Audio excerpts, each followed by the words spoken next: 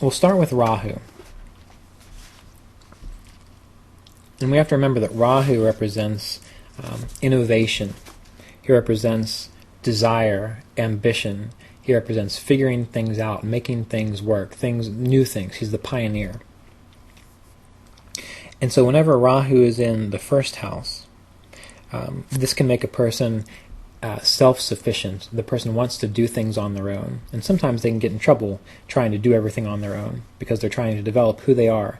And the reason they get in trouble is because they're not really confident enough in themselves to do it well, or they don't have enough experience to know what their limits are. So oftentimes when Rahu is in the first house, the person doesn't know their limits, or they push the boundaries, or they don't always know what is right or appropriate. And that can be like with etiquette or dealing with other people. So they can seem strange, they can seem odd, or they can seem very fascinating. They can really push the boundaries in a positive way to where people look to them as a role model as to what's coming next, because they're usually ahead of their time as well. So when Rahu's in the first house, it also makes a person have the capacity to thwart others' negativity.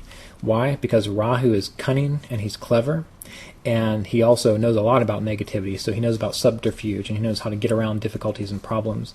And so when it comes to dealing with difficult or negative people, he knows how they work, because he's one of those as well. And that's why he's able to take care of himself. When Rahu is not so well placed, he doesn't know how to develop his personality well, and so he often lives in the shadows of others, or he's confused about who he is and what he's about. The personality has a tendency to mold to the people around them, because again, Rahu negatively doesn't allow the person to know who they are and who they need to be successful within the world. Rahu on the first house, I've often seen it creates a hypochondriac. So that's a person who either is very sensitive to, they can oftentimes have allergies, or they think everything is a problem. And maybe you know someone like that, maybe you're someone like that, where you go to their house and they just have all these remedies for everything, and they're always afraid of this and that, and they're always doing research on this health problem and that health problem and what causes it, and it just goes on and on. So they can be kind of tiresome in that way too. And that also seems to happen a lot in the 8th house. I'm not sure why, but it happens in the 8th house. So anyway, oftentimes when Rahu's in the first, the person gets diseases or psychic problems that confuse doctors. So diagnosis is hard. Why? Because oftentimes it's happening within the mind. It's happening within the psychic aspect of the individual. It's not actually in the body. Some people even say that when Rahu's on the ascendant, the person can be possessed by spirits or demons. And why is that? Because they act strange, they act out of step, and they act very erratic, so it can almost seem like there's more than one personality in there. So that's the negative side of Rahu in the first house. There can be many more things, but we're just going over some general issues. Rahu in the second. Well, the second house represents finances, how we make our money, represents food. The things we ingest represents our voice. So when Rahu is good, the person is extremely clever in taking care of their responsibilities. They can accumulate money from foreign lands, because Rahu represents foreign things and exotic things, strange things, unusual things. When Rahu's in the second house, a person can be involved in selling unusual things or dealing in unusual items. Rahu can also represent drugs, so the person can be involved in drugs. A drug rep or a drug dealer, anyone that deals with drugs or poisons.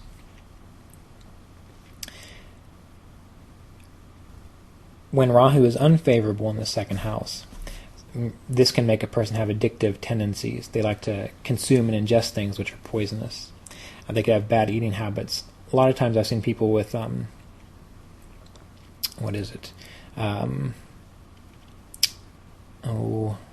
eating disorders. People oftentimes have eating disorders if Rahu's negatively placed under some bad situations when it's in the second house. When Rahu's in the second, the person might not speak the truth. They might be a liar, or they might have speech problems. They might smoke. All these things can occur when Rahu's difficult in the second house. Also, early childhood can be difficult and psychologically draining. So if someone's got Rahu in the second, their early childhood might be a real wreck if Rahu's a wreck as well. Rahu in the third. Well, the third house is our skills, our hobbies, and our interests, our ability to communicate and express. Rahu's good. The person expresses in a very unique, talented way. They could be good at writing, advertising, marketing, selling. They could even be a good musician because Rahu is hypnotic, so it gives hypnotic talents. It can make someone a risk taker, and it can give them unusual athletic abilities because the third house represents athletic abilities. Now, when Rahu is difficult in the third house, siblings can be different or odd or confused. They can have really strange ideas or not really approach hobbies or approach activity in the world in a way that makes a lot of sense. They can have difficulties, like say with mental or nervous disorders, because the third house, to a degree, represents the nervous system since it's related to Mars. They can even do things at the wrong time, because the third house, that's initiative, and when we do things, when we've got Rahu in the third house, that can give wrong initiatives. They do things out of step with the people around them. Rahu in the fourth. The fourth represents our emotional contentment in our home. So fourth house, Rahu, that can make a person situated in a foreign land, live in a foreign land, or just simply like to travel or not feel content at home. I was talking with Ernst about immigration, what to look for with immigration, and he said, you got to find Rahu in the fourth house to see if the person's actually going to live in a foreign land. So Rahu can represent living in foreign land. It can also give gains through real estate. It can give a strange or unique mother, and if Rahu is negative, it can give a crazy mother. If Rahu is negative, it can also give difficulties in foreign lands or losses within foreign lands. Separation and misalignment with the family. The person doesn't get along with where they come from, basically, when Rahu's negatively placed in the fourth. The fifth house. The fifth house is the intellect. The mind represents mantra, represents knowledge. The person could very easily experience transcendental states with Rahu here, or their mind can be pulled towards altered states of consciousness, understanding altered states of consciousness. It also represents games and affairs, romances in that regard. So Rahu here can make a person prone to those things, and if it's negative, it can cause a lot of problems. If Rahu's negative, it makes them deceptive mentally, confused about who they are and how to make things work. And I've often seen it give difficulties with the government, the IRS in particular, financial institutions, and problems with children. Meaning they're out of step with their children, or they don't understand their children, or the children cause them a lot of confusion and grief. Sixth house. Sixth house issues, disease, enemies, fighting. Rahu's good. The person is courageous and determined. They're able to overcome their enemies and their diseases in a, clever way. They're able to find the resources to make things work, to make things happen. It can give alternative healing skills as well. Negatively, Rahu can be combative, adversarial. He can pick a fight easily. Again, he'll be prone to smoking, drinking, and drug problems because the mind is stressed because of Rahu here. The mind is not stressed, but the body is stressed, and so they're trying to reduce the stress through drugs in a negative way. The sixth house can represent pets. So when Rahu's in the sixth house, the person can have difficulty with pets. Sickness with pets, inflammatory diseases, and also with Rahu in the sixth, that is another thing that gives digestive sensitivity and allergies. So whatever Rahu might be influencing negatively, that can show what the allergy is related to, like the moon, dairy, and sun, wheat, and so on. Rahu in the seventh, partnerships, foreign partnerships, strange partnerships, out of the ordinary partnerships. The partner might be met while traveling. Negatively, it can give bizarre relationships or deceptive relationships, things that don't work out because of lies or suspicions or confusion. Usually it can make a person subject to divorce if Rahu is not well placed there. Rahu in the eighth. Well, Rahu is clever. The eighth is about understanding the unknown, and so it can give a very good capacity to figure things out. So spies and CIA operatives and people in that kind of business could have a good Rahu in the eighth house. The eighth house is our longevity, so it shows success through purification, life extension through purification, releasing toxicity. When Rahu is negative, it can show that the longevity is hurt by toxicity. So toxins within the body, from the environment, from drugs, alcohol, from diseases.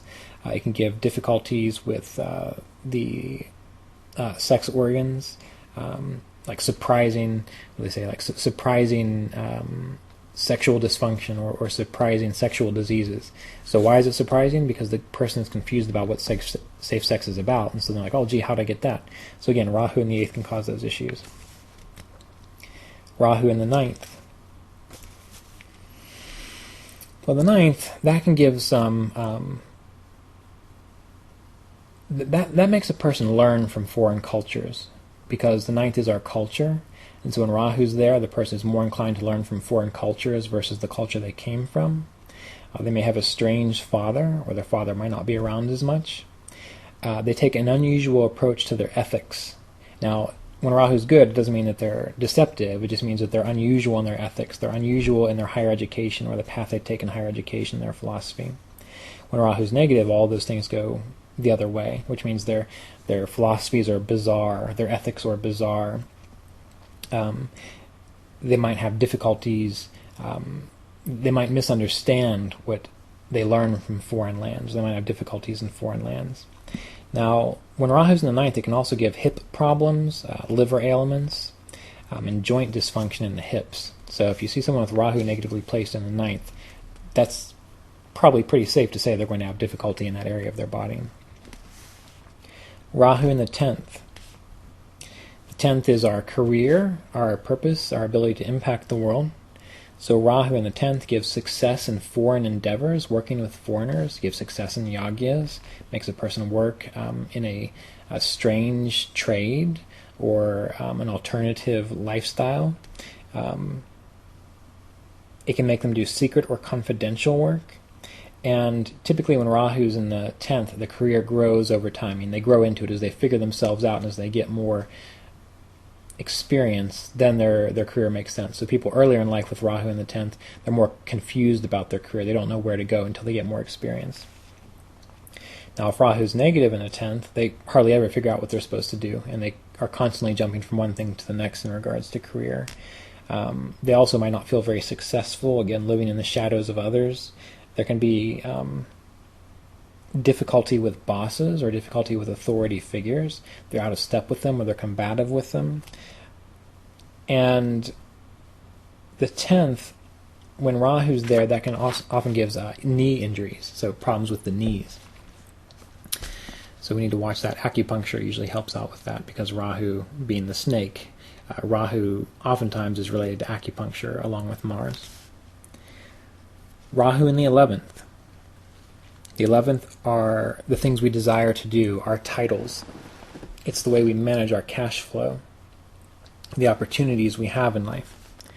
So when Rahu's in the 11th positively, we're good at managing our cash flow. We're creative with our cash flow. We can get cash flow from foreign lands or foreign items, or working with chemicals and toxins and purification. In the 11th, Rahu can give money through technology, through technological means, or investing in technology. When Rahu's negative, the person can be too clever with their money, too unscrupulous. These are the people who try to do too much creatively with their money and end up getting caught and in trouble. So when Rahu's good, you can probably get away with it. When Rahu's not so good, then the deception causes more problems for you in regards to achieving your goals and finances. And finally, Rahu in the 12th.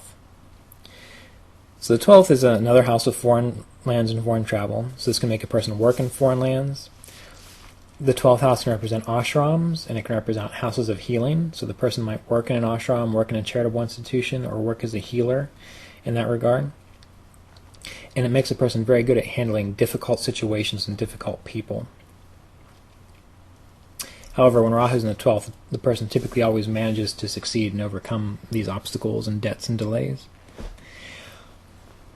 When Rahu is negatively placed, this is the kind of situation where the person's always got a great idea and it's just about to work out, but at the last moment it's totally destroyed. The person doesn't feel much comfort in life. They don't sleep well. They might have troubled dreams, confused mind and vata imbalances, and they can feel disconnected from reality. And a lot of times they don't reach deep REM sleep. So this is why it can contribute to like psychosis, or maybe not even that far, but it's just confusion between realities. And so the person doesn't get to REM sleep. They're more stressed out than usual because they're not able to process everything that happened throughout the day. Well, I wasn't anticipating all the energy it takes to talk about Rahu through all the houses, but we'll move on to Ketu.